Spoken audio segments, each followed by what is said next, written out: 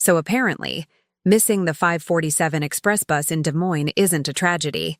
It's divine intervention with a sense of humor. There I was, standing at the Fifth Avenue station like an idiot, watching my ride disappear into Iowa's gray March afternoon, because my colleague Faye had forgotten to tell me our budget meeting got canceled. Classic Faye.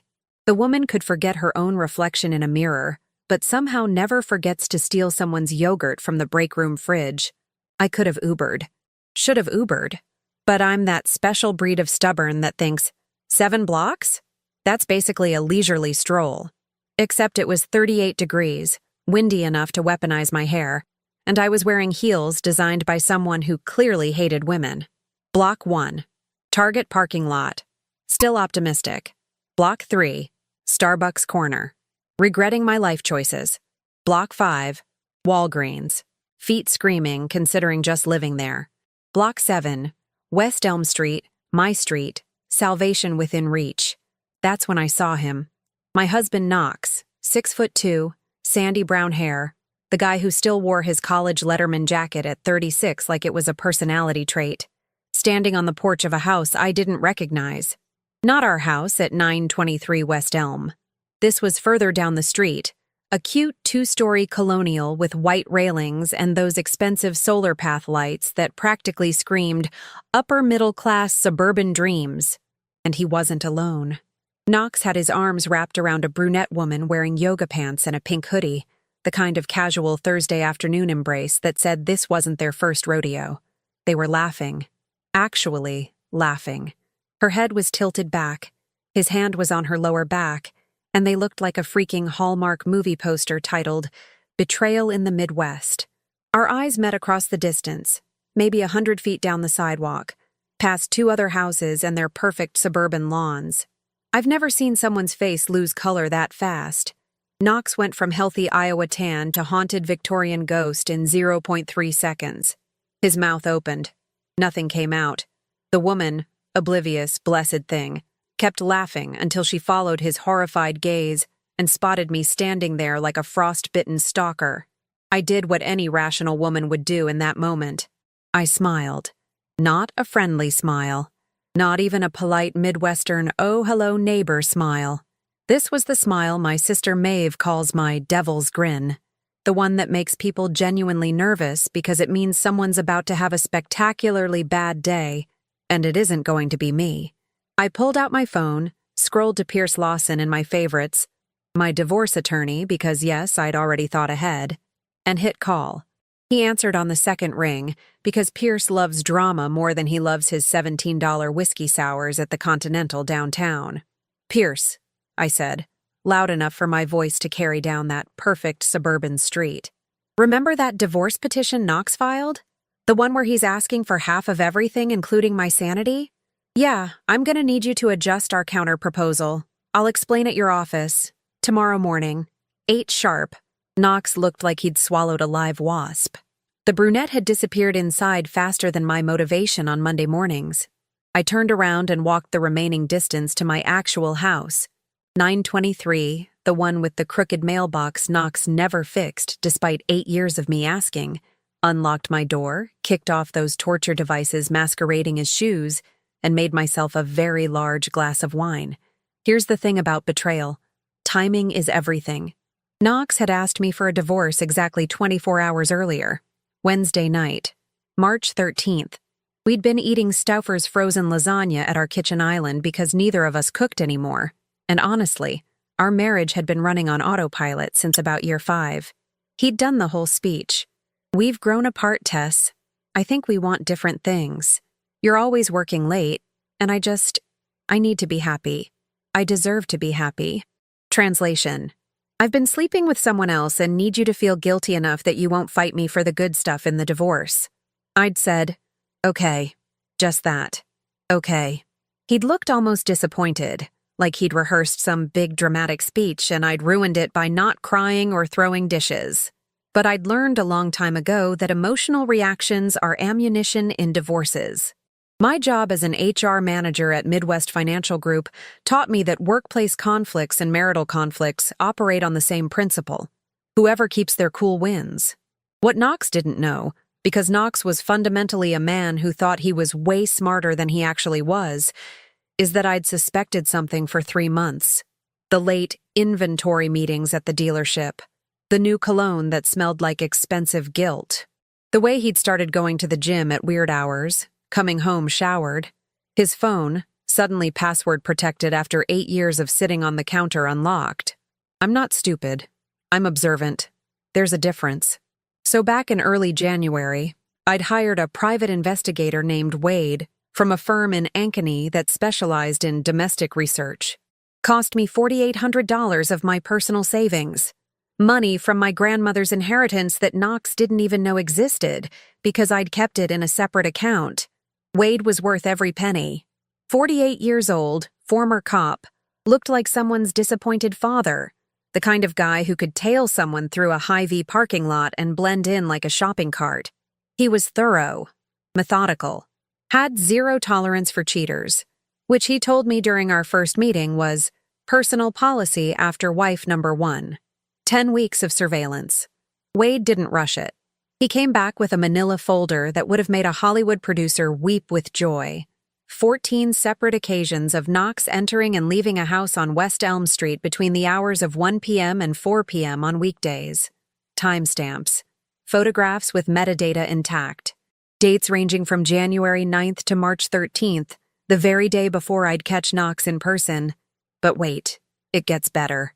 The brunette wasn't just some random affair.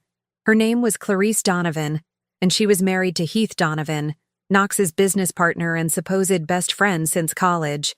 Heath co-owned Donovan and Associates auto sales with Knox, the used car dealership they'd started 7 years ago that was somehow simultaneously thriving and constantly broke, depending on which story Knox was telling that week.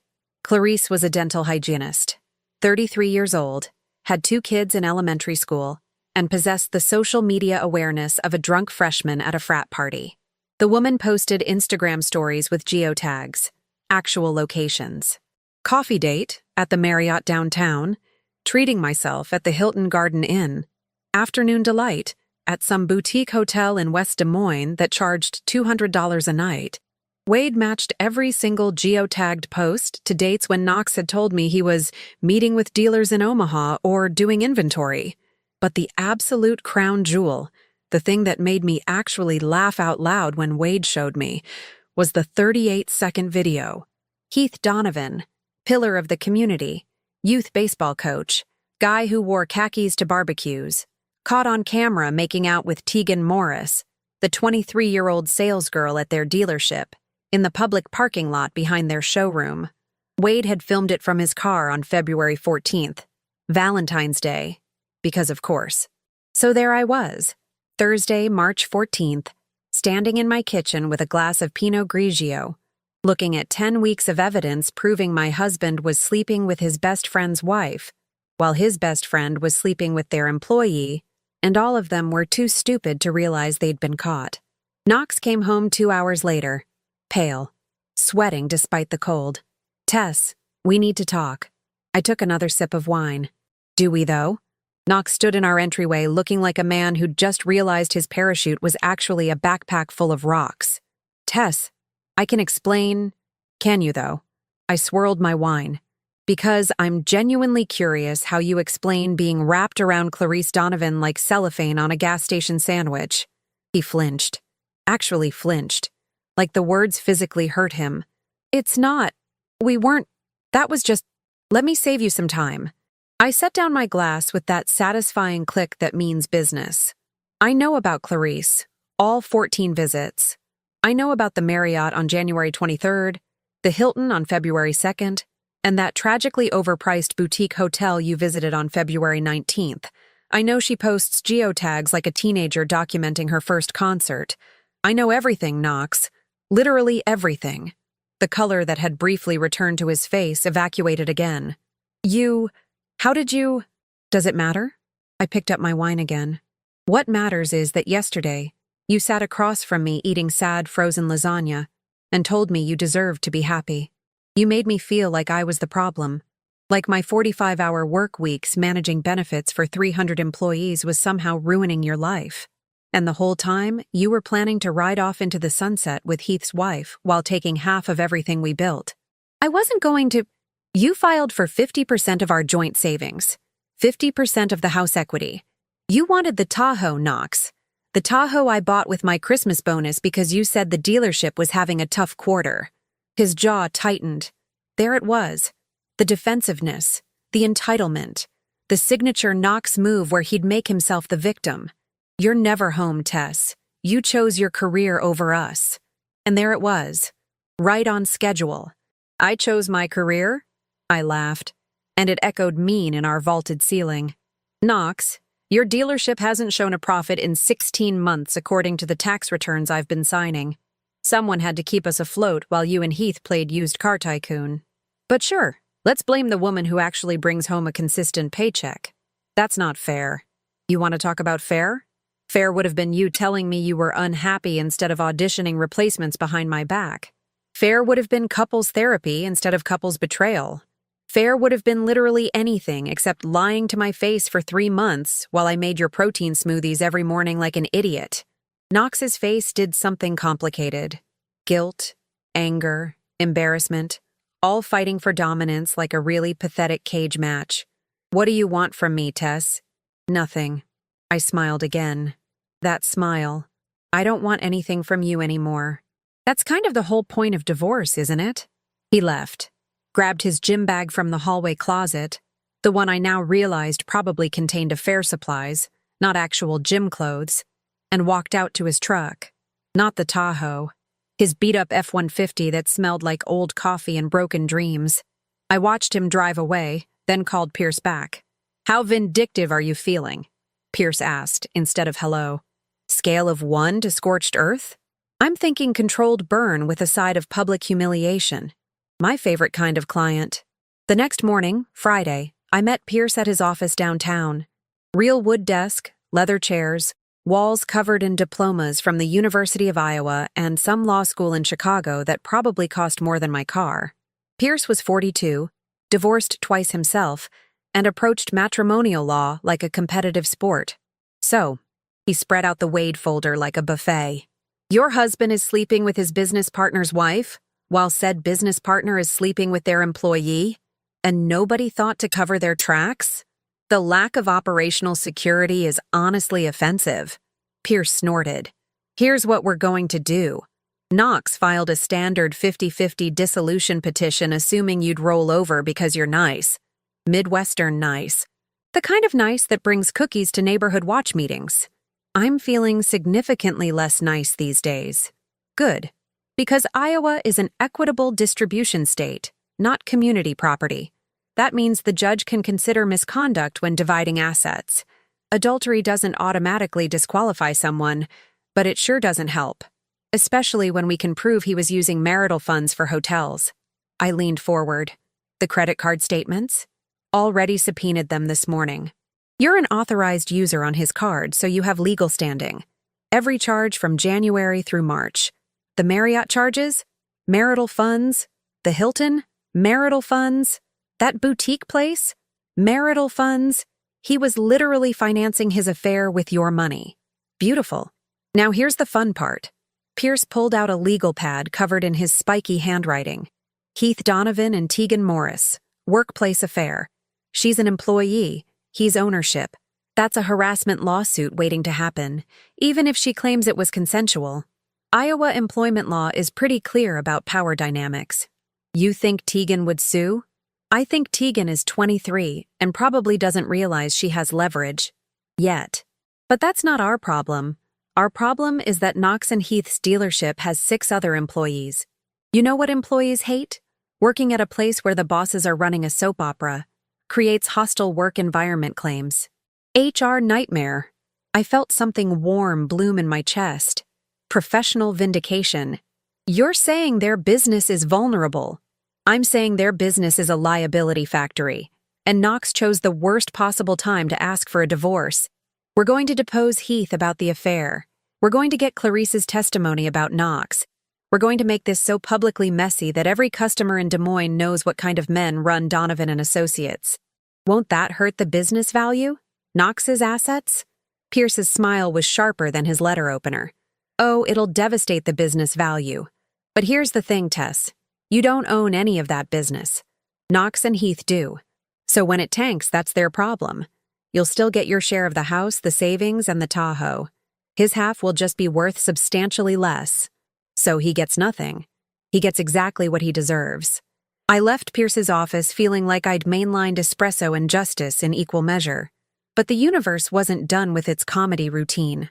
That afternoon, my sister Maeve called while I was pretending to review benefits enrollment reports at work. "I ran into Clarice at Target." I almost dropped my phone. "What?" She was in the home goods section looking at throw pillows like her life wasn't actively exploding. So naturally, I walked up and said, "Hey Clarice, how's Knox doing?" Tess wanted me to ask. "Maeve, you didn't." I absolutely did. She went white, like horror movie white, dropped a decorative pillow that said "Home Sweet Home" and practically ran to the parking lot. "You're terrible." "I'm effective. There's a difference." Maeve crunched something. Probably the gas station hot Cheetos she stress ate. Also, I may have very loudly said, "Tell Heath I said hi," as she was leaving. Half the soccer moms in that aisle heard me. Suburban psychological warfare. I taught you well. You taught me nothing. I was born petty. You just gave me a target. That weekend, Knox sent me exactly 14 text messages ranging from, "We need to talk about this like adults," to, "You're being unreasonable," to my personal favorite, "I never meant to hurt you." I responded to none of them. Instead, I went to brunch with Maeve at the cheese bar downtown, ordered the smoked salmon Benedict, drank 2 mimosas, and started planning. Because here's what Knox didn't understand about me. I didn't get to be the youngest HR manager in Midwest Financial's history by being impulsive. I got there by being strategic, by thinking 17 moves ahead, by understanding that the best revenge isn't hot. It's ice cold and served at exactly the right moment for maximum impact. And I had 8 months until Thanksgiving. 8 months to let Knox think he was getting away with it. 8 months to let Heath and Clarice believe their secret was safe. 8 months to document everything while they got comfortable and sloppy. 8 months to plan the most memorable family dinner Des Moines had ever seen. Wade called me Monday morning. "Your husband met with a lawyer Friday afternoon. Not his divorce lawyer. A business attorney." "Why?" "Can't say for sure, but the firm specializes in partnership dissolutions and buy-sell agreements." I smiled into my coffee. The cracks were already showing.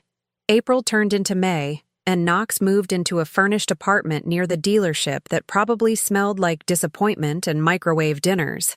We were officially separated, living apart, doing the whole amicable divorce dance that everyone pretends is possible until the lawyers get involved. Pierce filed our counterpetition in late April. Not the scorched earth version, not yet. Just enough to make Knox nervous. We asked for 60% of marital assets based on his misconduct, full ownership of the Tahoe, and my grandmother's inheritance to be declared separate property, which it legally was, since I'd never commingled those funds. Knox's attorney, some guy named Marshall from a strip mall office, sent back a strongly worded letter about how Mrs. Barrett was being punitive and unreasonable. I framed it, hung it in my home office next to my HR certifications. But the real gift came in June.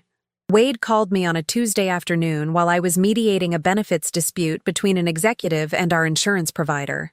Professional glamour at its finest. "You sitting down?" "I'm at work, Wade. I'm always sitting down." Heath Donovan filed a lawsuit against Knox. Partnership dissolution. Claims Knox has been mismanaging dealership funds and wants to force a buyout. I actually laughed out loud. My assistant Faye, yes, the same Faye who'd made me miss that bus, poked her head in looking concerned. "You okay, Tess?" I waved her off. "Wade, you're telling me Heath and Knox are suing each other?" "Gets better. Tegan Morris filed an HR complaint with the Iowa Civil Rights Commission. Sexual harassment. Hostile work environment. Claims Heath made unwanted advances, and when she tried to end their relationship, he threatened her job." Wait, she's calling it unwanted now? Apparently, Tegan wised up. Got herself a lawyer. Young guy, hungry, probably working on contingency. He smells a settlement. I leaned back in my chair, staring at the ceiling tiles I'd memorized during 8 years of corporate meetings. So, let me get this straight. Knox and Heath are fighting over the business. Tegan is suing Heath. And nobody's talking to each other? Like a beautiful train wreck in slow motion. What about Clarice? Wade paused. Papers rustled. Clarice filed for divorce from Heath 3 weeks ago. Took the kids to her mother's place in Ames. Heath's been served, but they're not contesting custody yet. He's too busy with the business lawsuit. And Knox? Your husband appears to be having what my generation would call a mental breakdown. Showed up at the dealership at 6 a.m. last Thursday screaming at Heath in the parking lot. 2 employees witnessed it. One of them filmed it on their phone. Please tell me you have that video. Sent it to your encrypted email 10 minutes ago. I watched it during my lunch break, sitting in my Tahoe in the Midwest Financial parking lot, eating a sad desk salad I'd packed that morning. Knox looked terrible. Unshaven, wrinkled shirt, pointing fingers at Heath like a deranged traffic cop. Heath looked smug, arms crossed, that entitled posture of someone who thinks they're winning. The audio was muffled, but you could hear Knox yelling something about betrayal and my money, and you're destroying everything. The irony was so thick you could bottle it and sell it at Whole Foods. I called Pierce immediately. Have you seen the partnership lawsuit? Reading it right now. It's a mess, Tess. Heath claims Knox took out a $20,000 loan against the business without his consent. Knox claims Heath was padding expense reports and paying Tegan under the table to avoid payroll taxes. Are either of them telling the truth? Probably both. These idiots were running that dealership like a piggy bank. No oversight, no proper accounting. Just 2 middle-aged men playing businessman while everything fell apart. What does this mean for my divorce? Pierce's smile was audible through the phone. It means Knox's 50% of that business is worth approximately nothing. Maybe negative nothing once the lawsuits settle. The judge is going to look at his assets and see a giant liability. Meanwhile, you've got clean income, clean credit, and a very sympathetic story about a cheating husband who tanked his own business. So I get the house. You get the house, the Tahoe, probably 70% of the liquid savings, and Knox gets to keep his worthless half of a failing dealership and his mounting legal bills. Beautiful. But I wasn't done. Not even close. Because here's what I realized sitting in that parking lot, watching Knox self-destruct in high definition. Public failure wasn't enough. These people had humiliated me privately for months while I smiled through family dinners and neighborhood barbecues, pretending everything was fine. They'd made me the idiot wife who didn't know, the clueless working woman too busy to notice her own life falling apart. They deserved a matching public humiliation. So I started planning Thanksgiving. It was May 28th when the idea hit me. I was at Target, the same Target where Maeve had terrorized Clarice, buying storage bins for Knox's stuff that he still hadn't picked up, when I passed the seasonal section. They were already putting out 4th of July decorations because retail has no chill, but tucked in the back were early Thanksgiving items, tablecloths, centerpieces, those little placeholder cards shaped like turkeys, and I thought, what if I invited everyone? Not just Knox, everyone. Heath, Clarice. My parents who had no idea what was happening because I'd kept them blissfully ignorant. Maeve who would absolutely participate in whatever chaos I created. Knox's brother Sterling who'd always been nice to me. Some mutual friends. The whole suburban crew who thought we were the perfect couple with the perfect life. One dinner, one reveal, maximum impact. I spent June and July playing the perfect almost ex-wife, reasonable, accommodating. I agreed to mediation sessions where Knox tried to negotiate keeping the Tahoe. I smiled politely when Marshall sent ridiculous counteroffers. I even had coffee with Knox in early August when he suggested we try to end this without destroying each other. I think we can be friends eventually, Knox said, stirring his iced coffee at Smoky Row downtown. This doesn't have to be ugly. You're right, I lied smoothly. No point making this harder than it needs to be. He looked relieved. Actually relieved? Like he'd been worried I'd be difficult. Meanwhile, Wade kept feeding me updates. Heath's lawsuit was going to trial in October. Tegan's settlement negotiations were stalling because Heath's lawyer was playing hardball.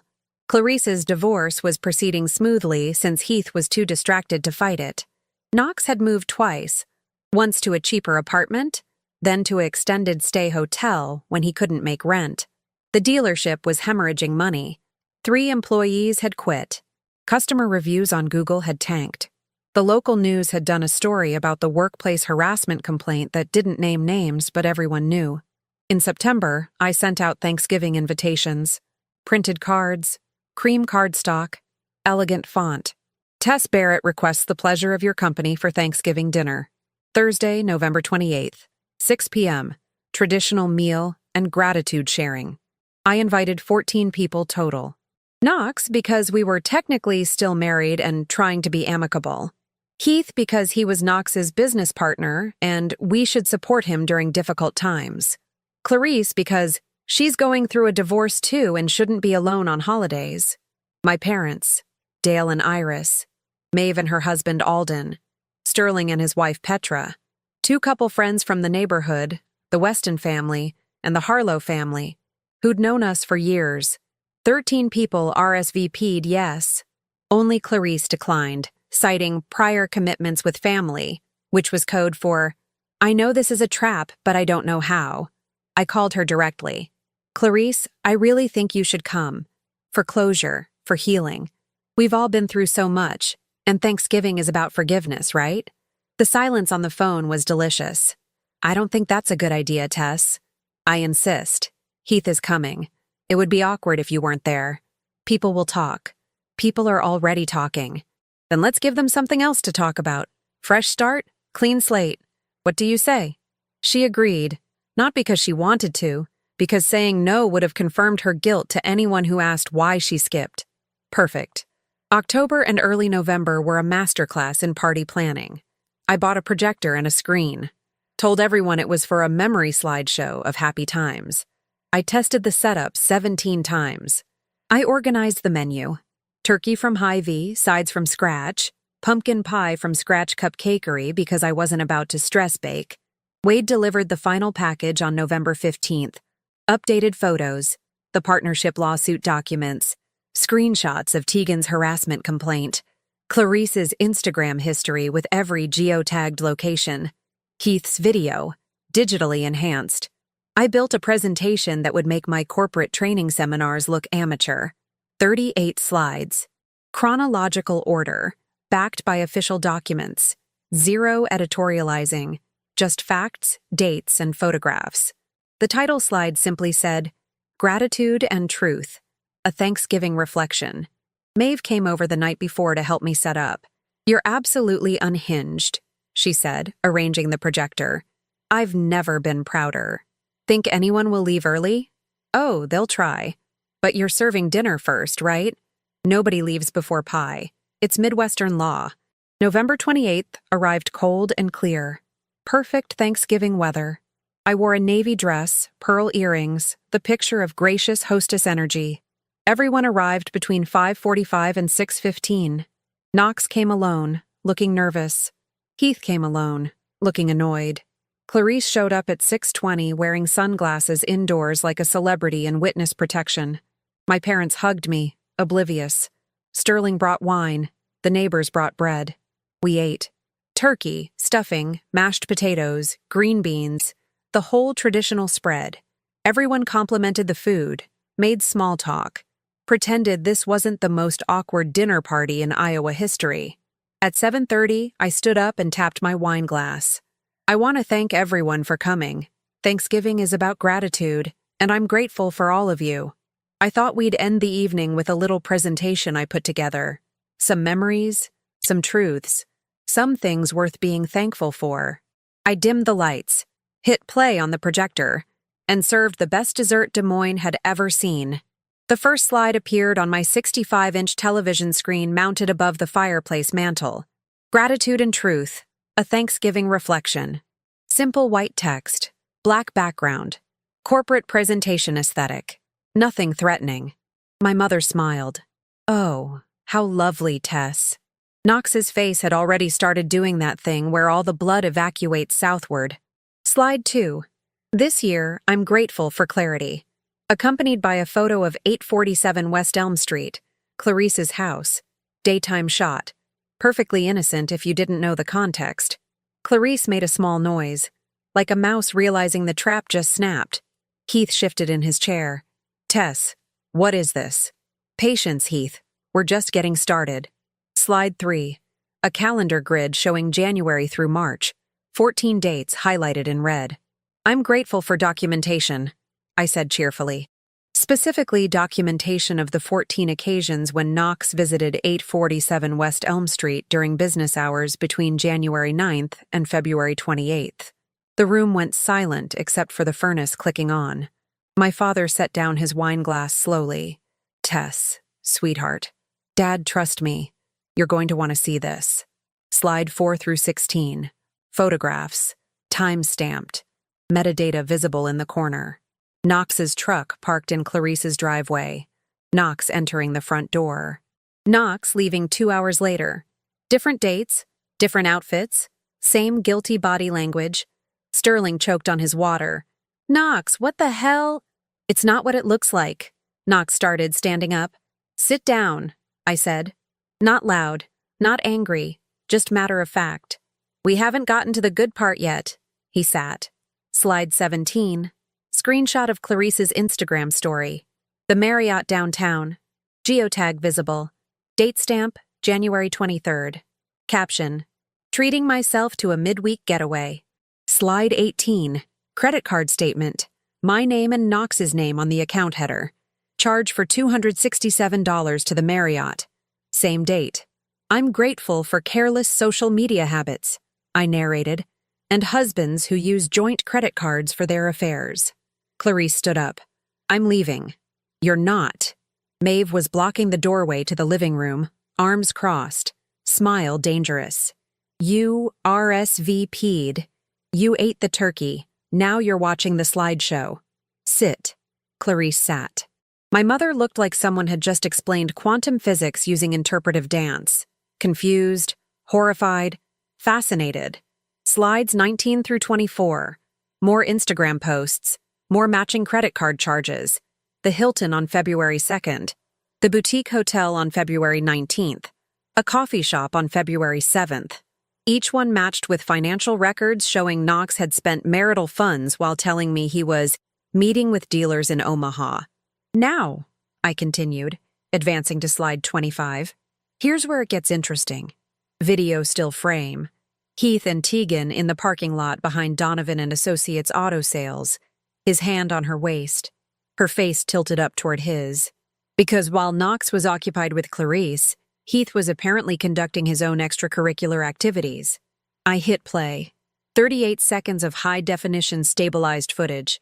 Heath Donovan, youth baseball coach and pillar of suburban virtue, kissing Tegan Morris like they were teenagers behind the bleachers. The timestamp read February 14th, Valentine's Day. Heath's face went purple. That's illegal surveillance. Public parking lot. Pierce's voice came from the corner where he'd been sitting quietly, apparently invited as my colleague from work. No expectation of privacy, completely admissible. Sterling stood up this time. You've got to be kidding me. Both of you? You're both cheating with each other's spouses? Technically, I corrected. Heath was cheating with an employee while Knox was cheating with Heath's wife. It's more of a betrayal triangle than a square. The Weston family looked like they'd stumbled into a true crime documentary. Mrs. Harlow had her phone out, definitely texting the neighborhood group chat. Slide 26. The partnership lawsuit. Official court documents. Heath Donovan, voir. Knox Barrett, case number 73CV412856. I'm also grateful for public records, I said. See, back in June, Heath sued Knox for mismanaging their dealership. Claims Knox took out unauthorized loans. Slide 27. Knox's countersuit. And Knox countersued, claiming Heath was embezzling and paying employees under the table to dodge payroll taxes. My father leaned toward my mother. Are they both criminals? Allegedly, I said helpfully. Slide 28. Tegan's harassment complaint. Official Iowa Civil Rights Commission letterhead. And then Tegan? Remember Tegan from the parking lot video? filed a sexual harassment complaint against Heath claiming he created a hostile work environment. Heath stood up. "I'm not listening to this." "Yes, you are," Sterling cut him off. "Because apparently my brother and his business partner have been running their company like a frat house, and I want to know how bad this gets." It got worse. Slides 29 through 33. Financial records I'd subpoenaed through Pierce showing the dealership's decline. Revenue down 40% year over year. 3 employee resignations in 4 months.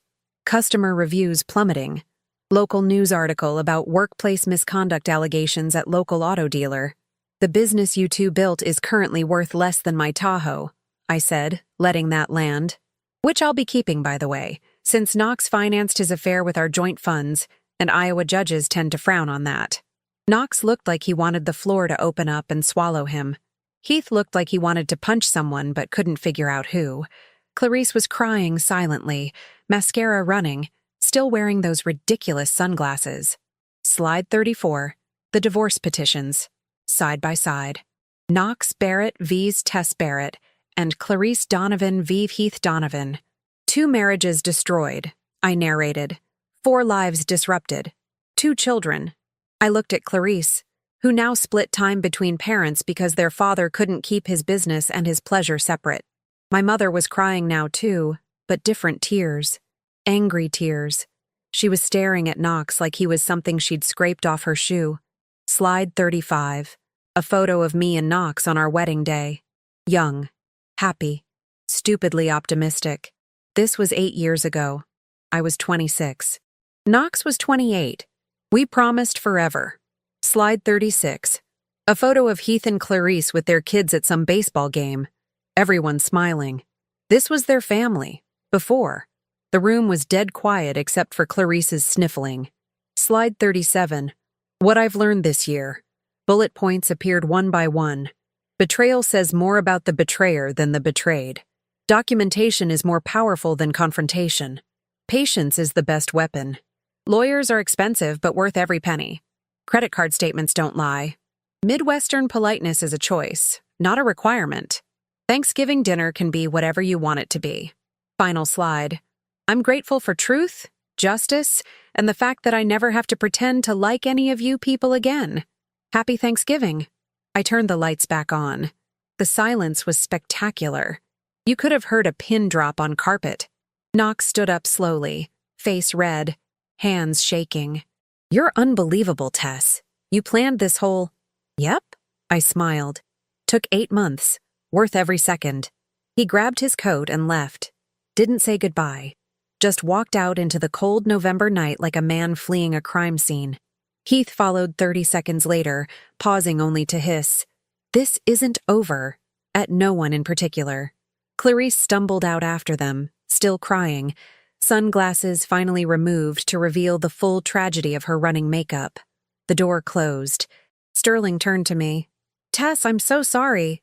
I had no idea Knox was capable of... Nobody did. That's kind of the point. My father walked over and hugged me. Tight. The kind of hug that says, I'm proud of you, and I'm furious at him, and you're still my daughter, all at once. That, my mother said, wiping her eyes, was the most stressful Thanksgiving I've ever attended, but also the most satisfying. Maeve started laughing. Full body laughing. Doubled over, tears streaming. I can't believe you actually did it. I can't believe it worked. Pierce raised his wine glass. To Tess Barrett, the most prepared client I've ever had, and possibly the most vindictive person in Iowa. I'll take that as a compliment. Mrs. Harlow from 2 houses down cleared her throat. So, is there still pie? I brought out the pumpkin pie from Scratch Cupcakery. We ate dessert, and it was delicious. The divorce was finalized on January 14th, about 7 weeks after Thanksgiving. Judge Patricia Ramsey presided, a 62-year-old woman who'd seen every variety of marital disaster Des Moines had to offer and looked perpetually unimpressed by human behavior. She reviewed Pierce's evidence binder, now expanded to 312 pages, and Knox's attorney Marshall's increasingly desperate motions, and ruled in approximately 14 minutes. I got the house. The Tahoe. 72% of our liquid savings, which after legal fees amounted to about $63,000. My grandmother's inheritance was confirmed as separate property, untouchable. Knox got his 50% stake in Donovan and Associates auto sales, which by that point was worth roughly the same as a used tire, and some regret. Mr. Barrett, Judge Ramsey said, peering over her reading glasses. You financed an extramarital affair with marital funds while simultaneously mismanaging a business and betraying your partner. I'm frankly surprised Mrs. Barrett is only asking for 72%. Knox said nothing, just signed the papers. We walked out of the Polk County Courthouse into a freezing January afternoon, and that was it. 8 years of marriage dissolved in less time than it takes to watch a sitcom episode. Pierce shook my hand on the courthouse steps. Pleasure doing business with you, Tess. If you ever need to destroy anyone else, I'm available. I'll keep that in mind. The aftermath was exactly as satisfying as I'd hoped. Donovan and Associates auto sales closed permanently in February. Heath and Knox couldn't agree on anything. Not the sale price. Not the liquidation strategy. Not even who got to keep the inflatable tube man they'd used for promotions. The remaining employees found jobs elsewhere. The building sat empty with a for lease sign that nobody called about because the local news had thoroughly documented the whole sordid mess. Heath settled Tegan's harassment lawsuit in March for an undisclosed amount that I heard through Maeve's friend whose cousin worked at the law firm was substantial enough to buy a nice condo in Ankeny. Good for Tegan. Girl got her paycheck one way or another. Clarice's divorce finalized in April. She got the house in Ames, primary custody of the kids, and child support that Heath couldn't really afford since his income had evaporated along with the dealership. Last I heard, she was working full-time at a dental practice and dating a pharmacist named Leonard who seemed aggressively boring in the best possible way. Heath moved to Cedar Rapids and got a job managing a tire franchise. Humbling, I imagine, going from business owner to corporate employee. But perhaps humility was the education he'd been missing. Knox disappeared from Des Moines entirely. Sterling told me in March that Knox had moved to Sioux Falls and was selling RVs at some mega dealership off the interstate, living in a studio apartment, driving a 15-year-old sedan, paying off legal debt that would follow him for years. He asked if you'd ever forgive him, Sterling said during a coffee meetup where we'd agreed to stay friends despite his brother being human garbage. What did you tell him? That forgiveness isn't the same as reconciliation, and you'd earned the right to never think about him again. Smart man. That's why Petra married you. The neighborhood gossip lasted approximately 4 months before something else. A school board scandal involving embezzled PTA funds captured everyone's attention. Mrs. Harlow still brought it up occasionally at block parties, but mostly people moved on because that's what suburbs do. Scandals are entertaining until they're not, and then everyone pretends they never happened. I kept working at Midwest Financial. Got promoted to senior HR director in June with a salary bump that paid for a kitchen renovation I'd wanted for 3 years. Bought new furniture that Knox had never sat on. Adopted a rescue dog named Rocket who had terrible manners and perfect timing, coming into my life exactly when I needed something to take care of that wouldn't betray me. Maeve and I started a monthly sister dinner tradition. First Thursday, different restaurant each time. Our November dinner, 1 year after Thanksgiving, we went to Alba in downtown Des Moines and drank wine that cost more than my first car payment. You ever regret it? Maeve asked, twirling pasta. The nuclear option? Which part? The 10-week investigation or the public humiliation dinner? All of it. I thought about it. Really thought about it. No, I said finally. Knox made his choices. Clarice made hers. Heath made his. I just made sure the consequences matched the actions. That's not revenge. That's accountability with a side of theater. Very expensive theater. Worth every penny. My parents adjusted eventually.